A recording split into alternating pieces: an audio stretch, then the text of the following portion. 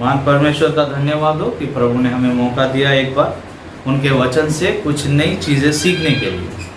तो आज हम लोग जहाँ से सीखेंगे वो जगह है प्रेरित, उसका 9 अध्याय 36 से 42, एक्ट्स चैप्टर 9 वर्स 36 टू 42। यहाँ पे ताबिथा नामक एक स्त्री जो कि मर गई थी और पतरस उसे क्या करता है, आकर जिलाता है। ये है घटना। और ये घटना कहाँ पे घट रहा है? ये घटना घट रहा है जोफा या फिर याफा नामक एक जगह में। तो ये जो जगह है जोपा, इसको हिब्रू में प्रोनाउंस किया जाता है याफो, और आज के दिन में इसे जाफा कहा जाता है। तो याफो, जोपा या फिर जाफो, ये जो नाम है इसका अर्थ होता है ब्यूटीफुल, अर्थात सुंदर। अब ये जो जगह है याफा, ये यहूदिया का एक सी पोर्ट अर्थात एक बंदरगाह है जो कि भूमध्य सागर के किनारे या तट पर ये स्थित है। एटी হচ্ছে একটি বন্দর শহর যা ভূমধ্য সাগরের তীরবর্তী অঞ্চলে এটা अवस्थान करता। ये जो जगह है जोपा या फिर याफा, इसके बारे में हम क्यों बात कर रहे हैं? क्योंकि ये बहुत इंपॉर्टेंट जगह है। जैसे कि नंबर 1, सबसे पहले ये इतना क्यों इंपॉर्टेंट है? क्योंकि हमने जोना नबी के बारे में शायद सुना होगा। पुराने नियम में जोना नबी के बारे में हमने पढ़ा है। जोना भावबादीर ব্যাপারে আমরা পড়েছি যে ईश्वर परमेश्वर ने जोना से कहा था कि तुम निनवे शहर को जाओ और निनवे में जो लोग हैं उन लोगों को जाकर के तुम समझाओ कि तुम लोग मन फिराओ, पश्चाताप करो, नहीं तो परमेश्वर क्या करेगा, निनवे को नाश कर देगा। लेकिन जोना ने क्या किया, वो निनवे ना जाकर के वो कहा तर्सीस में भाग गए। ठीक है, तो कहा जाता है कि ये जो जोना नबी है ये जब तर्सीस को भाग रहा था, कैसे भाग रहा था? वो एक जहाज पर चढ़ गया और भाग रहा था ना। तो असल में यही वो जगह था जोपा या फिर याफा। यही जगह से क्या हुआ था, जोना ने जहाज पकड़ा था और वो तर्सीस को भाग गया था। समझ में आया? इसीलिए ये इंपॉर्टेंट है। दूसरा, जब राजा सुलेमान क्या कर रहा था, यरूशलेम मंदिर का निर्माण कर रहा था। यरूशलेम मंदिर को जब वो बना रहा था तो इस मंदिर को बनाने के लिए जिन चीजों का, जिन सामानों का जरूरत था, लकड़ी और भी जो चीजों का जरूरत था, वो सामान मतलब बाहर से लाना पड़ा था सुलेमान को, है ना। तो वो कैसे? उस समय तो प्लेन तो नहीं था और ना ही उस समय ट्रेन था। तो उस समय क्या होता था, जहाज से क्या होता था, लोग दूर दूर से चीजों को, सामान को लाते थे, लोग व्यवसाय करते थे, बिजनेस करते थे, है ना, यहाँ से वहां जाते थे, इस तरीके से। तो ये जो जोपा नामक जो बंदरगाह है या फिर जो सी पोर्ट है, यही से क्या होता था, इसी सी पोर्ट को सुलेमान ने इस्तेमाल किया था मंदिर को बनाने के लिए। जो जिन चीजों का जरूरत था, जिन सामानों का जरूरत था, उन्हें लाने के लिए इसी सी पोर्ट का या बंदरगाह का जरूरत या फिर इस्तेमाल किया गया था सुलेमान के द्वारा। ठीक है, तो यह है दूसरी चीज।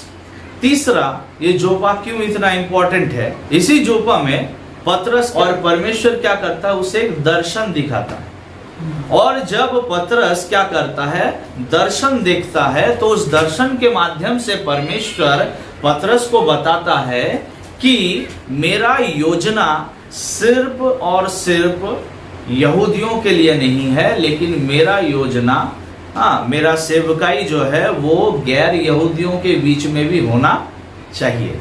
तो यही वो जगह है जहां पे परमेश्वर ने क्या किया था, पतरस को खुलकर बताया था कि सेवकाई सिर्फ यहूदियों के बीच में नहीं, लेकिन गैर यहूदियों के बीच में भी होगा। ठीक है, तो ये 3 चीजें आप लोगों को समझ में आ गया। इसीलिए जोपा इतना इंपॉर्टेंट है या फिर याफो इतना इंपॉर्टेंट है, जिसका अर्थ होता है ब्यूटीफुल या फिर सुंदर। यहाँ पे जिसका नाम दिया गया है उस नाम को हम लोग जानते हैं ताबिथा। ये जो नाम है ताबिथा, ये एक एरामिक नाम है। और ग्रीक में इसे क्या कहा जाता है? दोरकास। और ताबिता ये जो नाम है या फिर दोरकास जो है, इस नाम का अर्थ क्या है? इस नाम का अर्थ होता है गाजाले। ये गाजाले क्या चीज है? गाजाले ये मतलब एक तरह का एक हिरण है, हिरण, ठीक है, जिसका बहुत ही छोटा छोटा आंख और बहुत ही सुंदर दिखने में होता है। तो उस हिरण को कहा जाता है गाजाले, जो कि अफ्रीका और एशिया में पाया जाता है। याफा में ताबिता अर्थात दोरकास नामक एक विश्वासिनी रहती थी।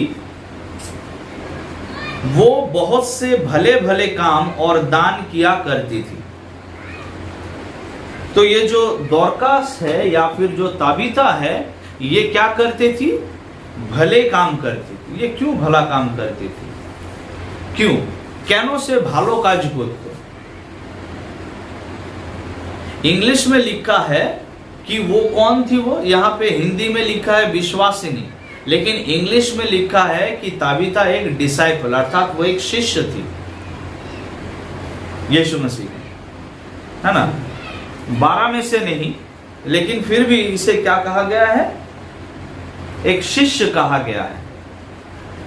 और इसने क्या किया था? ताबिता ने क्या किया था? इसने अपने जीवन को पूरी तरीके से भले काम के लिए इसने सौंप दिया था। विधवाओं का सेवा करने के लिए ताबिता ने क्या किया? अपने जीवन को पूरी तरीके से उसने सौंप दिया। क्या हमारे पास समय है अपने जीवन को सौंपने के लिए दूसरों के सेवाओं में? हमें अगर फुर्सत मिले दूसरों का घर उजाड़ने में और मंडली को तोड़ने में और चर्च में गुटबाजी करने में और हर तरह के गंदे कामों के साथ जुड़े रहने में, इन्हीं चीजों में हमें फुर्सत नहीं है, तो हम भले कामों के लिए कैसे अपने जीवन को हम समर्पित करेंगे परमेश्वर के सेवकाई के लिए? वचन कहता है कि ताबिता जो कि एक स्त्री थी, और एक स्त्री के लिए उस समय समाज में काम करना थोड़ा बहुत तो कठिन था। आज के तरह नहीं, जैसे आज आप खुलकर एक औरत एक स्त्री घूम सकती है, लेकिन उस समय नहीं होता। समाज थोड़ा अलग टाइप का था। लेकिन फिर भी बाइबल कहता है कि ताबिता ने अपने जीवन को भले कामों के लिए, विधवाओं के सेवाओं के लिए उसने क्या किया? सौंप दिया था। और इसी वजह से जब वो मर गई तो लोग क्या कर रहे थे? विधवा सब रो रही थी उनके लिए, वो लोग रो रहे थे ताबिता के लिए। हम कहते तो हैं अपने आप को क्रिश्चियन, लेकिन हम अपने लिए ही जीवन जीते, दूसरों के लिए नहीं जीते। क्रिश्चियन लाइफ खुद के लिए जीना नहीं होता है। मसीही जीवन खुद के लिए जीना नहीं होता है, दूसरे के लिए जीना होता है। और क्यों ताबिता को एक शिष्य कहा जाता, डिसाइपल क्यों कहा जा रहा था? यहाँ पे क्यों कहा जाता है? क्योंकि ताबिता ने अपने जीवन को अपने लिए नहीं, लेकिन दूसरों के लिए, विधवाओं के लिए उसने जिया। उनके लिए उन्होंने अपने जीवन को क्या किया? समर्पण कर दिया है।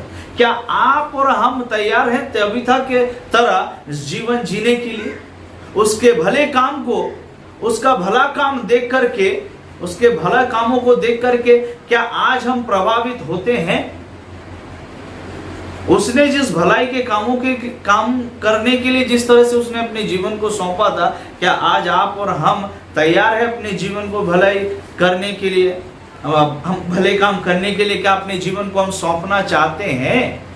परमेश्वर का वचन कहता है ताकि लोग तुम्हारे भले कामों को देख करके तुम्हारे स्वर्गीय पिता का क्या करे? महिमा करे। क्या लोग आपके जीवन को देख करके, आपके कामों को देख करके क्या आज लोग परमेश्वर को जान पा रहे हैं?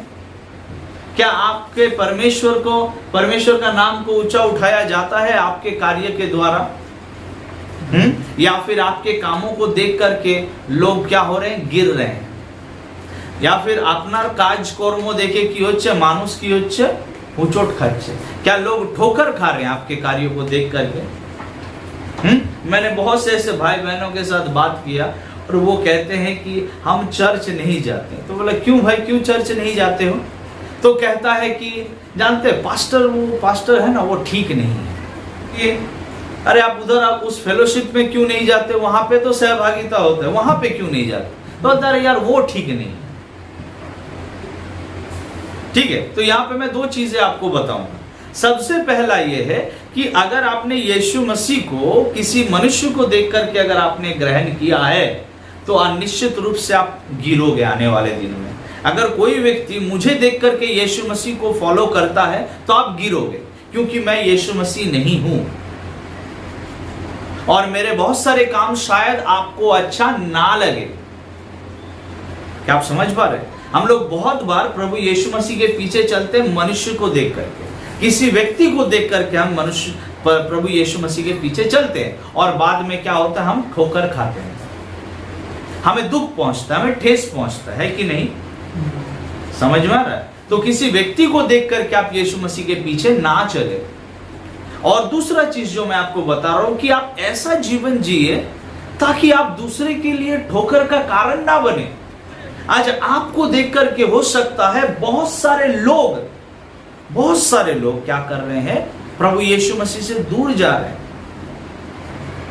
कुछ दिन पहले मेरे एक भाई के साथ बातचीत हो रहा था, तो मैं उनसे पूछा कि भाई आप कहीं चर्च जाते हैं? वो बहुत विश्वास करता है, वो एक बहुत ही अच्छा और भला व्यक्ति है वो। तो मैंने उससे पूछा कि भाई आप कहीं चर्च जाते हो? तो वो कहते हैं कि नहीं भैया, ये है वो पहले मैं जाता था लेकिन मुझे वो पास्टर अच्छा नहीं लगता, उनका जिंदगी मतलब ऐसा है वैसा है, उनका व्यवहार ठीक नहीं है। तो हमारे बहुत सारे कामों के कारण क्या होता है, हमारे बहुत सारे मतलब हमारा जो व्यवहार होता है ना, उसके द्वारा क्या होता है, लोग ठोकर खाते हैं। तो बाइबल कहता है कि ताबिथा की तरह हमें क्या करना है, भले कामों के लिए अपने जीवन को सौंपना है, समर्पित करना है। लोगों को ठोकर खाने मत दो, लेकिन लोगों को देखने दो तुम्हारे भलाई के कामों को, ताकि वो तुम्हारे भलाई के कामों को देख करके तुम्हारे परमेश्वर का क्या करे, वो नाम को ऊंचा करे। तुम्हारे द्वारा बहुत सारे लोग जैसे प्रभु यीशु मसीह को जानने पाए, तुम्हें देख करके जैसे बहुत सारे लोग यीशु मसीह के करीब आए, ना कि वो दूर भागे। अपने जीवन को खुद के लिए नहीं लेकिन दूसरों के लिए जियो। अगर तुम अपने जीवन को भलाई के लिए नहीं सौंप सकते हो तो तुम किसी भी काम के लिए नहीं हो, किसी भी काम का नहीं हो। ताबिथा ने अपने जीवन को सौंप दिया विधवाओं के लिए, वो जीती थी। क्या आप तैयार हैं अपने जीवन को यीशु मसीह के लिए और उसके सेवा के लिए अपने आप को सौंपने के लिए, ताबिथा की तरह? ये सबसे पहला पॉइंट और सबसे पहला प्रश्न मैं आप लोगों के सामने में रखना चाहता हूं। अब यहां पे लिखा है कि ताबिथा को क्या हुआ, भलाई करने वाली एक व्यक्ति, एक स्त्री जो कि भलाई करती थी, जिसने दूसरों के लिए अपने जीवन को जिया, लेकिन उसको रिजल्ट क्या मिलता है, अंत में क्या मिलता है उसको? रिजल्ट में वो बीमार हो जाती है। उसको क्या फल मिलता है? वो बीमार होती है और वो मर जाती है। क्या उसके साथ सही हुआ? आप परमेश्वर का सेवा कर रहे हो, आप एक ऐसा जीवन जी रहे हो। बाइबल कहता है कि वो कौन थी? वो एक विश्वासिनी थी, हिंदी बाइबल कहता है ऐसा, लेकिन इंग्लिश बाइबल कहता है कि वो एक डिसाइपल, वो एक शिष्य थी।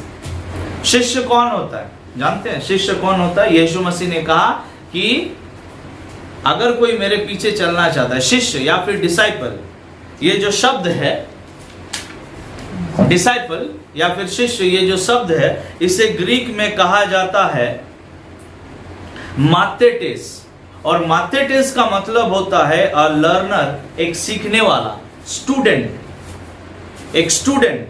और फॉलोवर मतलब जो किसी को फॉलो करता है, जो किसी के पीछे चलता है, ठीक है, तो उसे ही कहा जाता है शिष्य। तो कौन यीशु मसीह का शिष्य बन सकता है या फिर कौन यीशु मसीह के पीछे चल सकता है? यीशु ने कहा कि अगर कोई मेरे पीछे चलना चाहता है, हाँ, मत्ती उसका 16:24 में लिखा, यीशु ने कहा whoever wants to be my disciple, जो कोई मेरे शिष्य होना चाहता है, जो कोई मेरे पीछे चलना चाहता है, वो अपने आप को अस्वीकार करे, वो अपने क्रूस को उठाए और मेरे पीछे चले। तो ऐसे ही आप क्या नहीं हो सकते, आप एक शिष्य नहीं बन सकते। ताबिथा को शिष्य इसीलिए कहा गया क्योंकि उसने क्या किया, अपने आप को अस्वीकार किया, वो दूसरों के लिए जी रही थी, है ना। उसको इसीलिए शिष्य कहा गया ताबिथा को, क्योंकि उसने अपने क्रूस को उठाया, सेवा करना इतना आसान बात नहीं होता है। सेवा करना बहुत कठिन होता है, जहां पे आपको बहुत ज्यादा कठिनाइयों का, बहुत सारे दुख, जुल्म, बहुत कुछ सहना पड़ता है। लोग आपको सिर्फ सम्मान करते हैं, ऐसा बात नहीं है। जब हम सेवकाई में उतरे तो आप ऐसा मत समझिए कि लोग हमें बहुत सम्मान करते हैं। ऐसे बहुत से लोग हैं जो लोग हमारे पीछे क्या करते हैं, षड्यंत्र करते हैं, हमारे पीछे बुरा भला कहते हैं। कुछ लोग तो हमारे मुंह के ऊपर में उल्टा पुल्टा बोल के चले जाते हैं। ठीक है, तो हम अपने क्रूस को उठाते हैं प्रभु के लिए और उसके पीछे चलना, किसी और के पीछे नहीं। जो ताबिता करती थी, इसीलिए उसको डिसाइपल या फिर शिष्य कहा गया। और एक ऐसा शिष्य जिसने पूरी तरीके से अपने जीवन को समर्पण किया, जिसने क्रूस उठाया, जो यीशु मसीह के पीछे चलने वाली एक ऐसे स्त्री के साथ क्या होता है, वो बीमार हो जाती है और वो मर जाती है। मैंने आपसे ये पूछा कि क्या ताबिता के साथ न्याय हुआ? न्याय हुआ उसके साथ या फिर अन्याय? शायद आपको और हमें देख करके लग रहा होगा कि ताबिता के साथ क्या हुआ, बहुत बड़ा अन्याय हो गया, है ना। लेकिन आइए बाइबल देखते हैं, वचन क्या कहता है। वचन से देखना पड़ेगा ना कि क्यों ऐसा होता है हर समय। क्यों ऐसा हर समय होता है कि किसी धर्मी के जीवन में ही इस तरीके का बड़ा बड़ा परिस्थिति, बहुत बड़े बड़े कठिनाई धर्मियों को ही क्यों सहना पड़ता है? क्यों धार्मिक व्यक्तियों के जीवन में ही क्या होता है, बहुत ज्यादा समस्याएं आते हैं। हर बार हमारा ये प्रश्न होता है। मैं उन लोगों का बात नहीं करता हूं जो लोग दो नाव पर पैर रख करके चल रहे हैं, जो लोग यीशु मसीह को नहीं जानते, जो लोग सिर्फ नाम के क्रिश्चियन है। मैं सिर्फ उन लोगों का बात नहीं करता हूं। They are not righteous. वो लोग धर्मी व्यक्ति नहीं है। धर्मी वो है जो खुद यीशु मसीह के लिए जीता है और उसके लिए मरता है, जो स्वार्थी नहीं होता, जो खुद के लिए नहीं सोचता है, जो सिर्फ दूसरों के लिए सोचता है, जिसके जीवन में प्राथमिकता पहला जो है वो है यीशु मसीह और दूसरा है उसका पड़ोसी। बाइबल कहता है कि अपने परमेश्वर से प्रेम कर सबसे पहला, दूसरा अपने पड़ोसी से प्रेम कर। बस वही धर्मी व्यक्ति है जो कि हर परिस्थिति में क्या करता है, किसी भी परिस्थिति में जो कॉम्प्रोमाइज नहीं करता है, परमेश्वर के वचन को जो हर परिस्थितियों में मानता है। वो कभी भी ऐसा नहीं कहता कि अरे भाई इस वजह से ऐसा हो गया। नहीं, वो हर परिस्थिति में प्रभु के सभी आज्ञाओं को मान लेता है, उसे ही धर्मी कहा जाता है। तो धर्मियों के साथ ही ऐसा क्यों होता है? क्यों? बहुत बार बहुत सारे लोग ऐसा प्रश्न करते हैं कि क्यों प्रभु मेरे साथ ही क्यों इतना दुख तकलीफ और समस्या, क्यों तू मेरे जीवन में इतना दुख तकलीफ ढा रहा है, क्यों मुझे इतना सब कुछ प्रभु उठाना पड़ रहा है? बाइबल क्या कहता है इस विषय पर? भजन संहिता 34 अध्याय के 19 पद में लिखा है, परमेश्वर खुद कहता है कि धर्मी पर बहुत सी विपत्तियां पड़ती तो है। जो धर्मी व्यक्ति है उसके जीवन में बहुत सी विपत्तियां आती है। परमेश्वर ने खुद कहा, परंतु यहोवा उनको उन सब से मुक्त करता है। लेकिन बाइबल कहता है कि यहोवा क्या करता है, उन सब को, यहोवा क्या करता है, उसे उन सब से, सब समस्या से परमेश्वर क्या करता है, उसे उद्धार करता है, निकाल लेता है। प्रभु ने खुद कहा कि धर्मी व्यक्ति के जीवन में क्या होगा, विपत्तियां आएंगी, बहुत से, कम नहीं, थोड़ा नहीं, बहुत ज्यादा आएंगे, बहुत ज्यादा। लेकिन परमेश्वर खुद हमें वहां से क्या करेगा, मुक्त करेगा, उद्धार करेगा, वो हमें निकालेगा।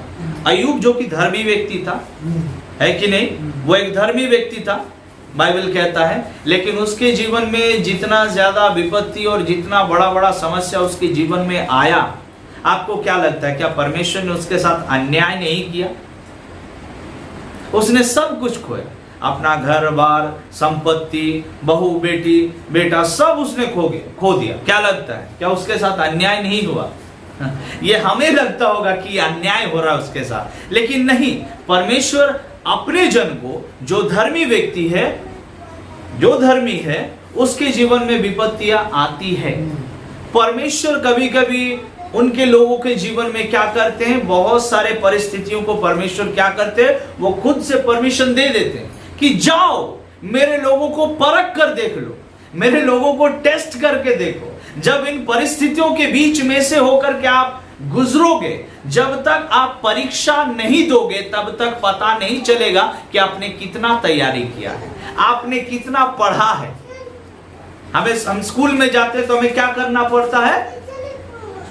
परीक्षा में बैठना पड़ता है, हमें एग्जाम देना पड़ता है कि नहीं? इसी तरीके से मेरे प्रियो, हर एक धर्मी व्यक्ति को परीक्षा देना पड़ेगा, उसको गुजरना पड़ेगा, क्योंकि जब तक वो परीक्षा ना देगा, जब तक वो परिस्थितियों से नहीं गुजरेगा, उसके जीवन में जब तक समस्याएं नहीं आएंगी, तो पता नहीं चलेगा कि वो खरा है या नहीं।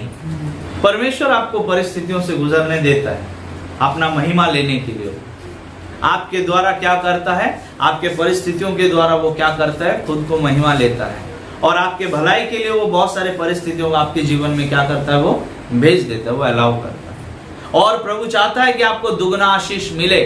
जैसे परमेश्वर ने अय्यूब को दुगना आशीष दिया, उसी तरीके से प्रभु आपको आशीष देना चाहता है, ताकि हर परिस्थितियों से आप गुजर के क्या करो, आपको पुरस्कार मिले। इसलिए प्रभु इन परिस्थितियों से आपको जाने देता है। ताबिथा के जीवन में भी ऐसा ही हुआ था।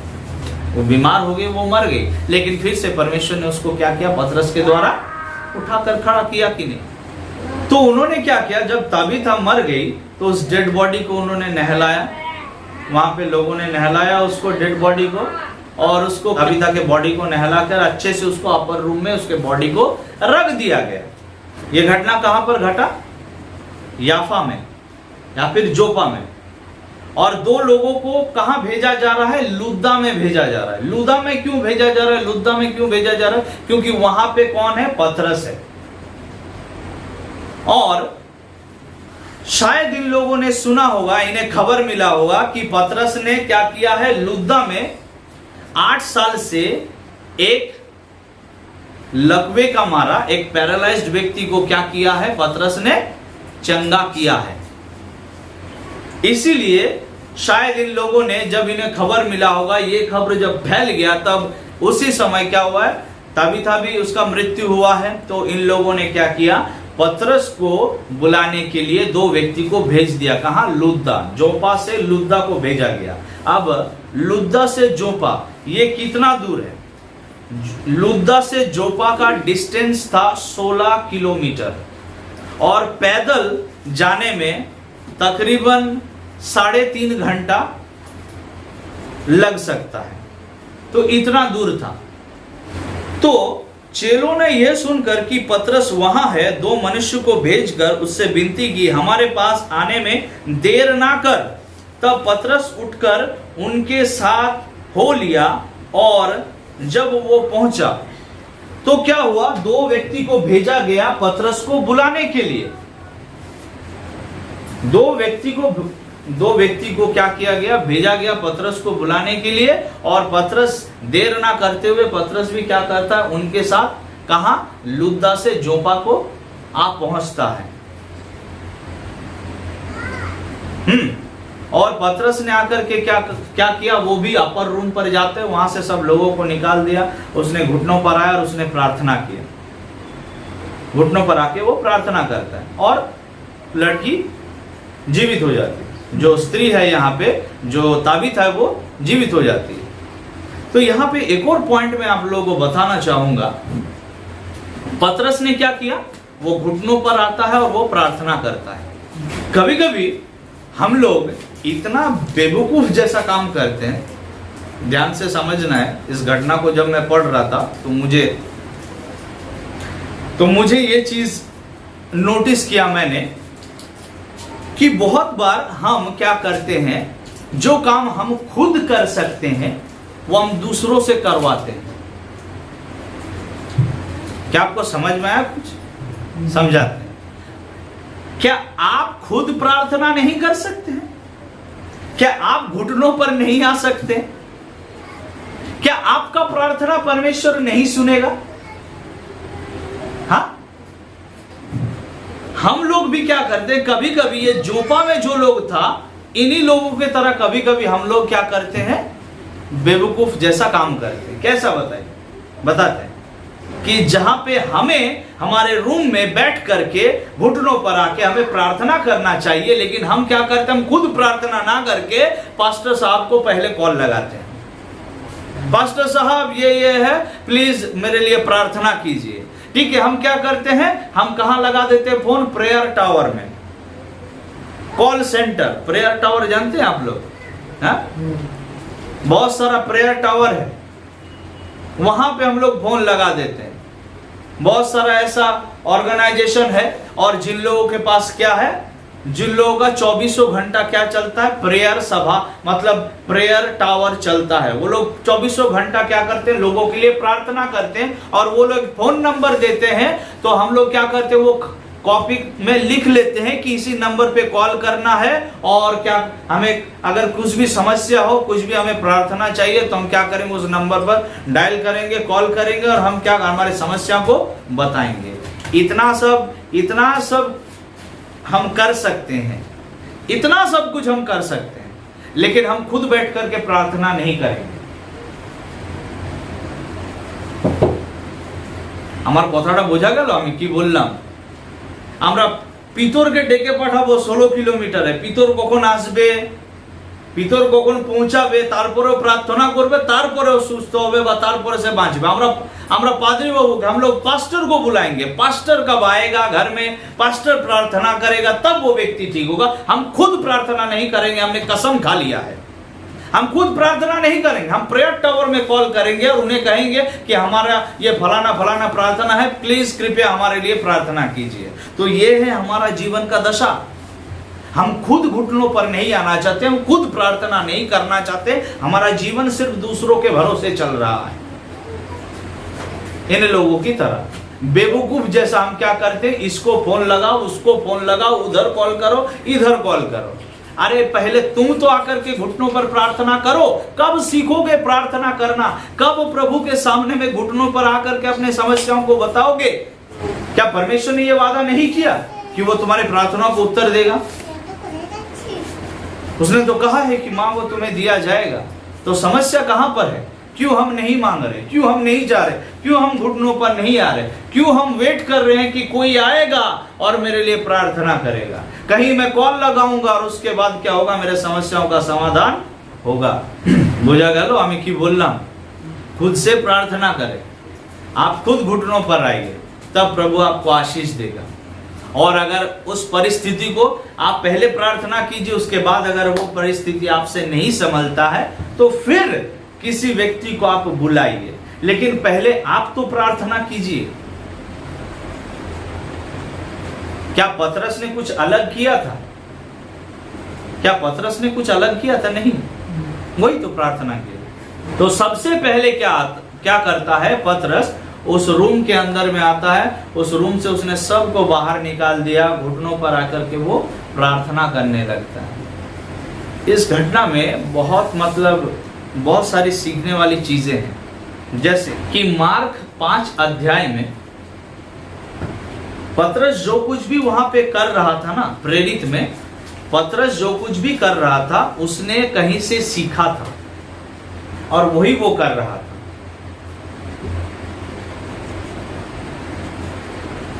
आश्चर्य लग रहा है आप लोग, बताऊंगा, ध्यान से सुनिए। मार्क 5 अध्याय में एक घटना है जहां पे जाइर नामक एक व्यक्ति का बेटी जो बीमार थी और वो मर गई थी, जाइर का बेटी। और यीशु मसीह अपने साथ किसको लेकर के जाता है? पतरस को, यूहन्ना को और याकूब को, इन तीनों को लेकर के जाते हैं यीशु मसीह जाइर के बेटी को जिलाने के लिए। ठीक है, और जब यीशु मसीह जाइर का घर पहुंचते हैं तो वहां देखा यीशु ने कि सब कोई रो रहे थे, और लिखा है कि यीशु ने सबको वहां से निकाल दिया बाहर। पतरस ने क्या देखा? पतरस जब यीशु मसीह के साथ था तो वो देख रहा था कि कैसे यीशु मसीह मुर्दे को जिलाता है, और जो उसने सीखा था अपने प्रभु के साथ रहकर कि मुर्दे को कैसे जिलाया जाता है, वो यहां पे क्या कर रहा है? वो प्रैक्टिस कर रहा है। उसने अपने गुरु से सीखा था, अपने प्रभु से सीखा कि प्रभु कैसे मुर्दे को जिला रहा है। पहले उसने उस रूम से सबको बाहर निकाल दिया, और इस घटना को जब आप पढ़ोगे तो लिखा है कि पतरस ने क्या किया? सबको रूम से बाहर निकाल दिया। अपने गुरु को वो फॉलो कर रहा है। ठीक है। उसके बाद उसने क्या किया, वो घुटनों पर आके प्रार्थना करता है। क्यों उसके बाद उसने यीशु मसीह की तरह उसने क्यों आदेश नहीं किया? यीशु ने वहां पे क्या कहा, तालीता कुमी, हे बालिके उठो, यीशु ने कहा है ना। लेकिन यहां पे पतरस ये नहीं कहता है, लेकिन वो क्या करता है, रूम से बाहर निकालता और वो घुटनों पर आके प्रार्थना करता है। क्यों? क्योंकि पतरस जानता है ये कि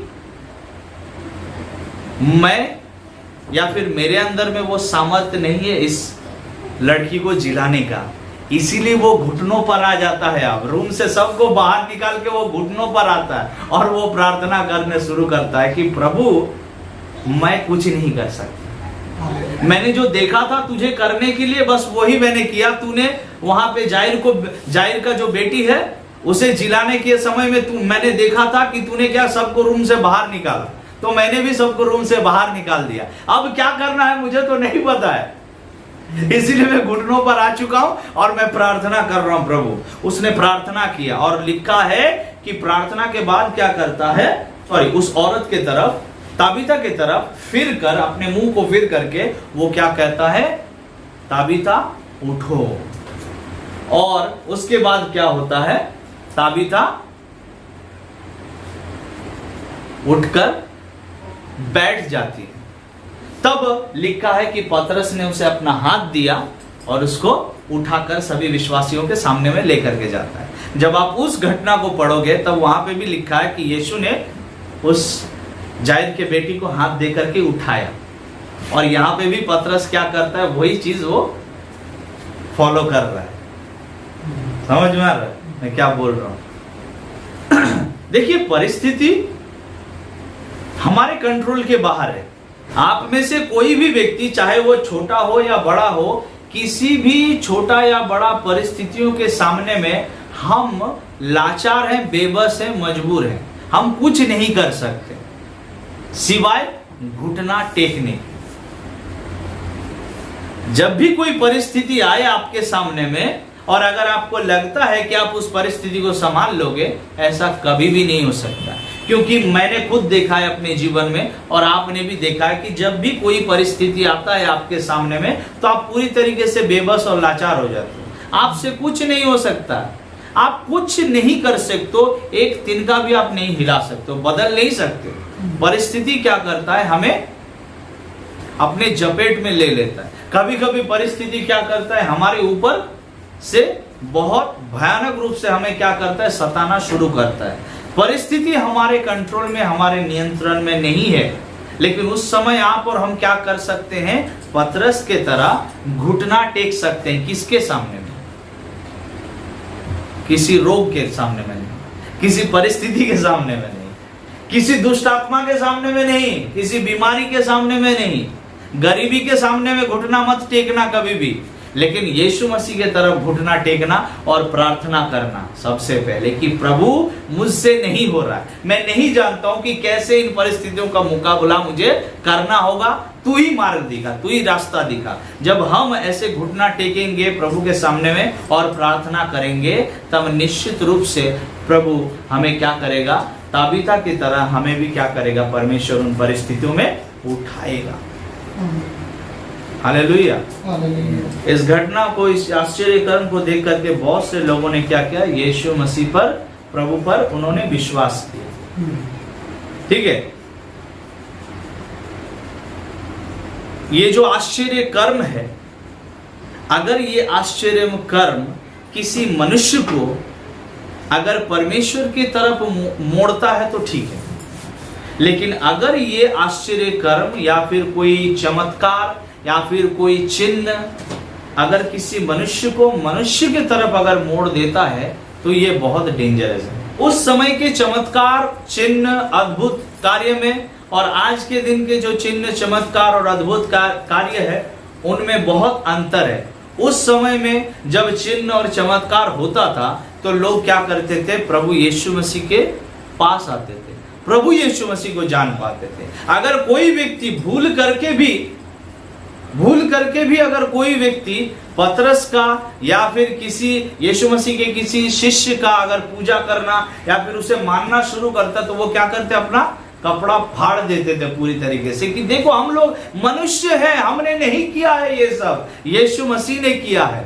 लेकिन आज के डेट में समस्या क्या है जानते हैं? आज अगर कहीं पे भी चिन्ह और चमत्कार होता है तो लोग परमेश्वर के तरफ कम मुड़ते हैं और मनुष्य के तरफ ज्यादा मुड़ जाते हैं। लोग अगर आज परमेश्वर का कम और मनुष्य का ज्यादा, अगर उस पास्टर का अगर बहवाई ज्यादा करे, उसका अगर प्रशंसा अगर ज्यादा करे, तो उससे उसको बहुत आनंद और खुशी मिलता है ना?